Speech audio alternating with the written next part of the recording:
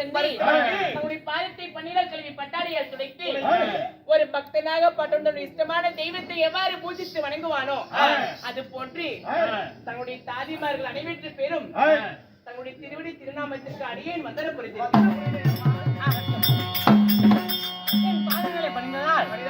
ஒரு குறைபாடும் இல்லாமல் நீங்கள் என்ன போல நீரோடி வாழ்வீர்கள். திட்டமே பாக்கியமாகட்டும். எதற்காக அழைத்தேன் தெரியுமா? என்னுடைய அருமை செல்வனாகிய அதாவது பால புலேந்தன் அழைத்து எங்கேயே விளையாட சென்றவனை காணவில்லை. நம்ம ஒரு விதியாக சென்று என் மகனை தேடலாம்.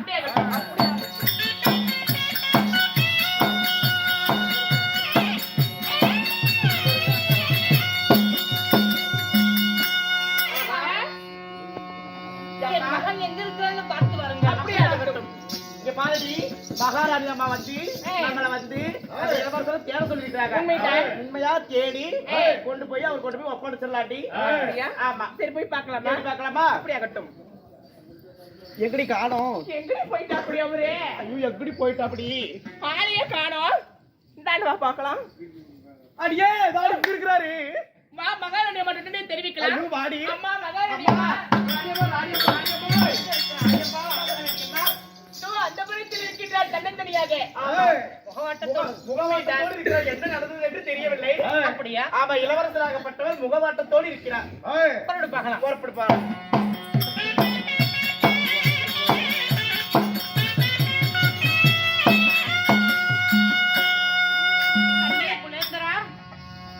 மகனே புலேந்தரா, ஏனம்மா முகந்தரிமே இருக்கிறானே? கண்ணே புலேந்தரா, என்னப்பா ஆச்சு? என்னம்மா புனைக்கிட்டாரு? அத்தானப்பா, என்னாலும் தெரியல. முகவாட்டத்தோடு இருக்கிறார். மகனே இளவரசரே. கண்ணே சுவாமி, என்னம்மா இது? வாடா ஏ கண்ணுமணியே,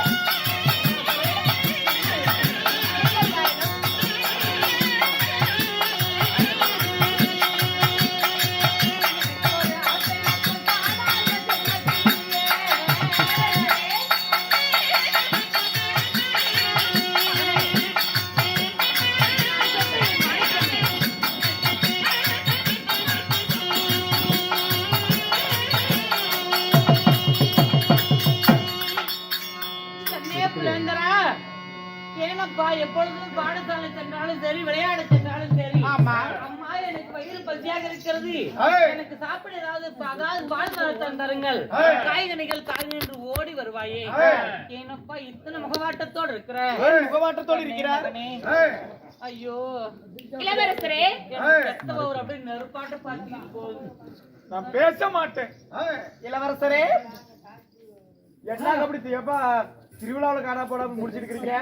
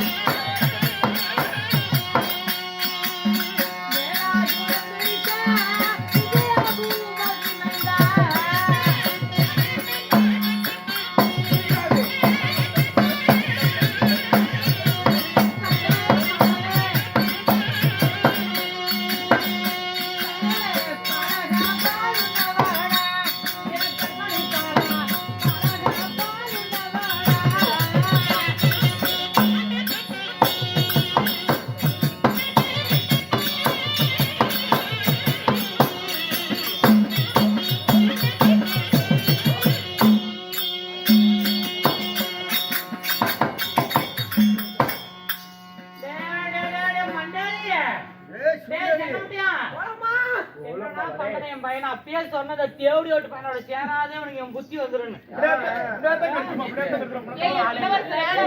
விளையாட போன பையனுக்கு என்னையா வந்திருக்கும்? என்னையா வந்து என்னடா யார் தேவடியானே தெரியல.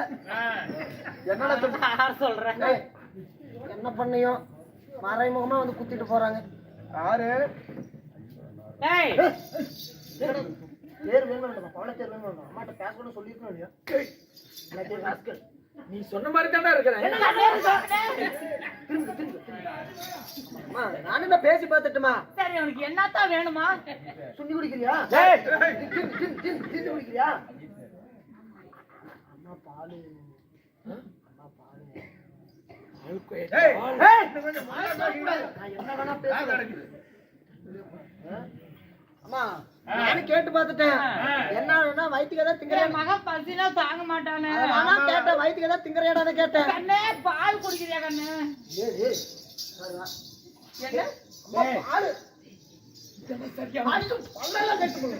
சொல்லுவாங்க அப்படிதான்.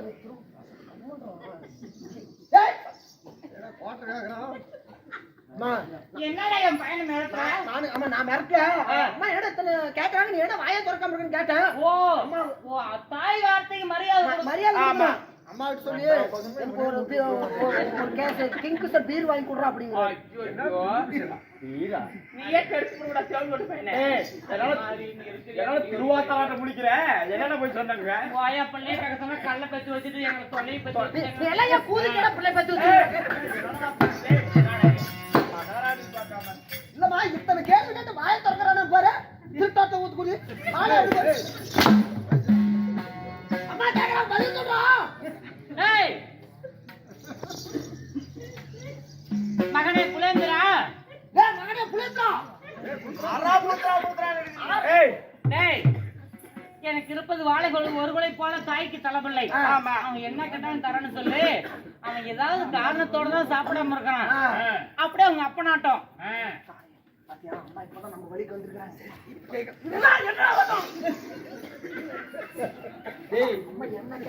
எங்க அம்மா கிட்ட நான் பேசாம இருந்தாலும் பேசுறான்னு சொல்லி கொடுக்குறேன். அப்படிதான் சொல்லுவோம். தேர் வேணும் வேண்டும் வேண்டும். அம்மா இப்பதான் நான் சொல்றதுக்கெல்லாம் ஆகுது. அது பாட்டு போயிட்டு இருக்குது. அவரு சத்தியம் பண்ணாதான் சொல்லுவாராமா. ஓ சத்தியம் செய்யணும். ஆமா சத்தியமா தருகிறேன். ராஜ்யமா தரணும் நான் தாரேன். சரியா? சரியா? ஆமா சத்தியமா சத்தி நான் பண்ணு. சத்தியமா நண்டோட பேத்துடு கேட்கறதுக்கு அவனத்தை வேணுமாண்டாமா வேணும். மகனே மூஞ்சி ஊமுனு மாதிரி வச்சுட்டு போ. ஏய் மூஞ்சி அந்த மாதிரி வச்சுட்டு போடா. தாயே நான் சொல்றேன் சொல்லமே.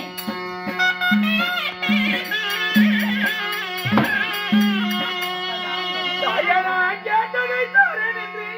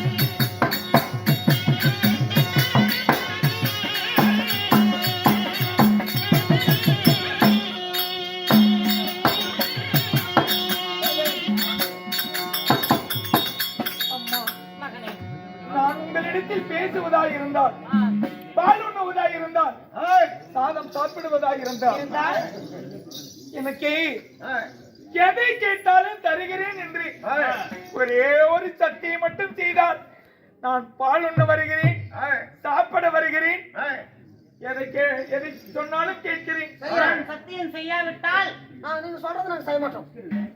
யாரை இருப்பாடுற இப்படி சரிமா அப்படியே ஒரே ஒரு ரெண்டு போட்டு விட்டுருவேன். அம்மா பிள்ளை கண்ணே, ஒரு நாட்டுக்கு அரசி நான். உன் தாய் இந்த நாட்டுக்கே ஒரு சாம்ராஜ்யத்தினுடைய பட்டத்துக்குரிய அரசி. எனக்கு இருப்பது ஒரே ஒரு மகன். உனக்கு இல்லாத எனக்கு என்ன? அதானே நீங்க மகன் என்ன கேட்டாலும் தரத்தானுமா? நீ எதை கேட்டாலும் தருகிறேன். சத்தியம். ஆமா சத்தியம் கைவரம். அப்படியா? நல்லா என் அடிமா. கைமேல் ஆணையாக சத்தியம் செய்ய வேண்டும். நான் சந்தர்ப்பத்தில் வாக்கப்பட்டவள். ஆமா. ஒரு பொழுது நான் செய்த சத்தியத்தை மீறி நடக்க மாட்டேன். நீ எதை கேட்டாலும் தருகிறேன். நான் சத்தியம் செய்த பிறகு நீ பாடசாலை போக வேண்டும், சாதம் உண்ண வேண்டும், தாய் வார்த்தைக்கு மறுவார்த்தை பேசாமல் நடப்பேன் என்று நீ சத்தியம் செய்யணும். நீங்கள் என்ன சொன்னாலும் கேட்பேன். அப்படி என்றால் சத்தியம். ஒரு நிமிடம் இருங்கள். What is the matter? அப்படி எனக்கு What is the matter? Somebody any problem? எனக்கு என்னமோ இது சம்மதமில்லை போல் தெரிகிறது. தாயே, வில்லங்கம் வருவது போல் எனக்கு தெரிகின்றது. இது தாய் பிள்ளை சம்பந்தப்பட்டது. நீங்க அரண்மனைக்குள்ள ஆமா என்ன பையன் சத்தியம் கேட்டு புண்டையா கேட்டு போறான்.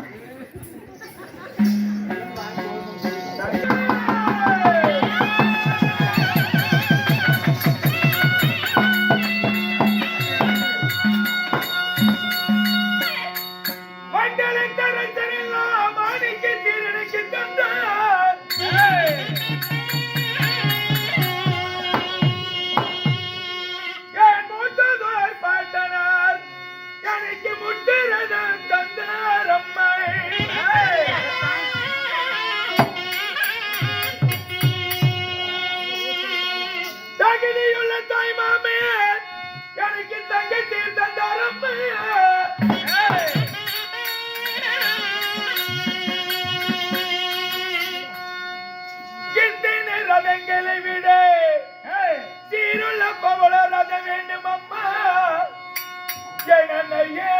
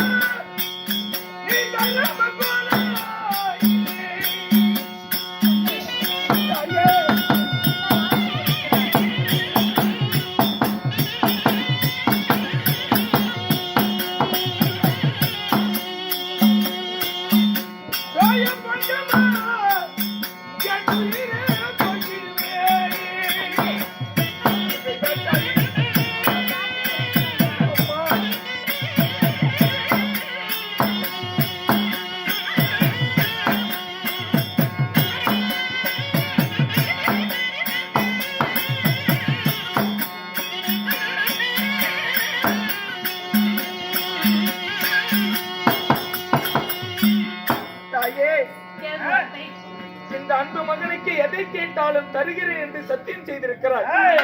அம்மா, மண்டலத்து அரசர் எல்லாம் மாணிக்கத்தேர் எனக்கு தந்திருக்கிறார். தகுதியுள்ள தாய் மாமன் எனக்கு தங்கத்தேர் தந்திருக்கிறார். மூத்ததோர் பாட்டனார் எல்லாம் எனக்கு முத்திரதம் தந்திருக்கிறார். மாணிக்கம் மரகதம் என்று சொல்லக்கூடிய.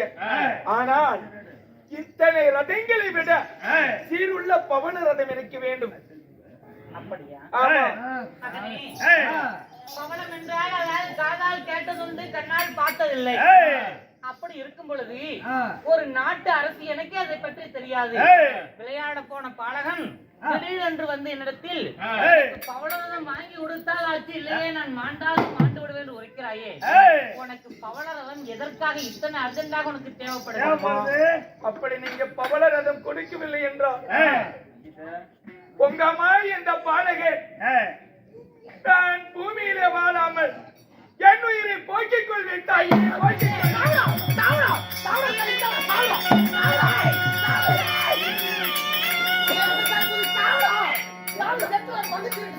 ஏன்டா என் மேல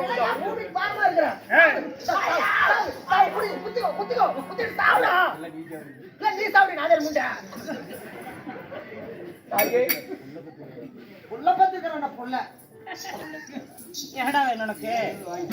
அம்மா சொல்லிவிட்டு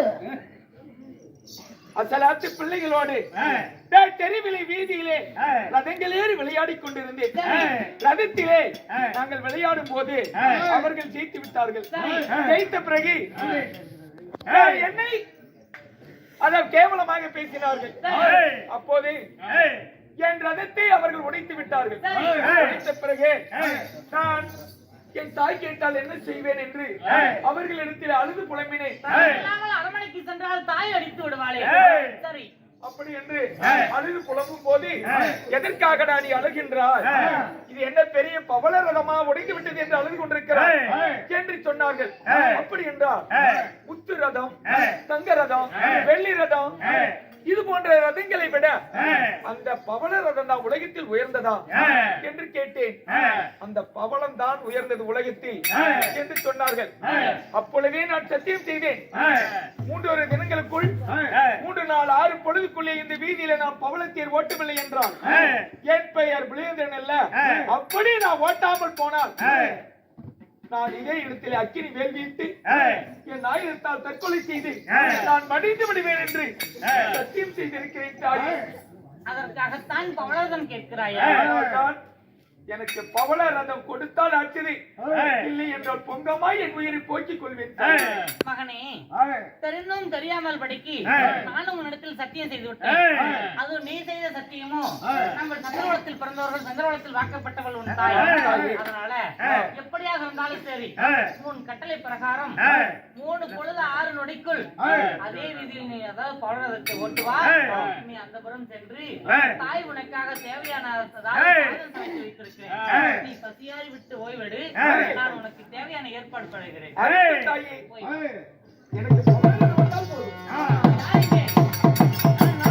திருமலையாக இருந்தாலும் எனக்கு திருமணம் முடித்து என் மகனுக்கு 5 வருட காலங்கள் ஆகிவிட்டது.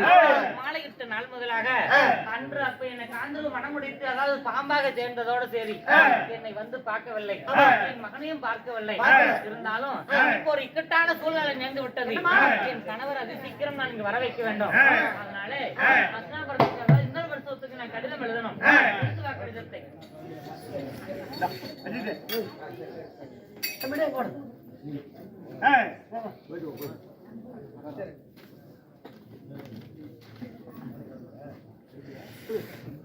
பெஞ்சு கொஞ்ச நேரம்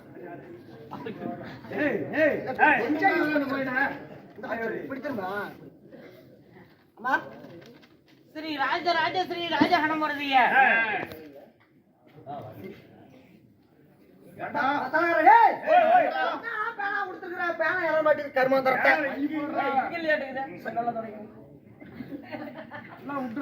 ராஜராஜஸ்ரீ தர்மராஜருக்கு அதாவது தென்மதுரை ஆளக்கூடிய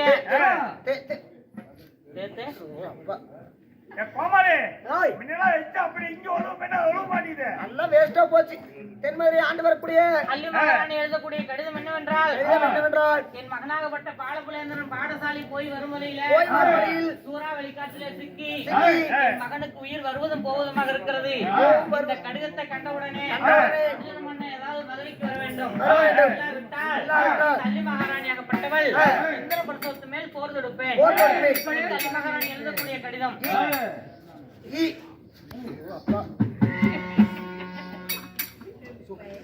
இப்படிக்கு அலி மகாராணி எழுதக்கூடிய கடிதம். எழுதக்கூடிய கடிதம். அம்மா உள்டா பேட்டான்னு சொல்றாடே மூதேவி. காலதாமதமாகிறது. இது உடனடியாக வாயு இடத்தில் கொடுத்து இன்னொரு வருஷம் போய் வரணும். நான் நந்தபுரமாக இருக்கிறேன். என் கணவர் வந்தா என் அனுமதி இல்லாமல் உள்ள விடக்கூடாது.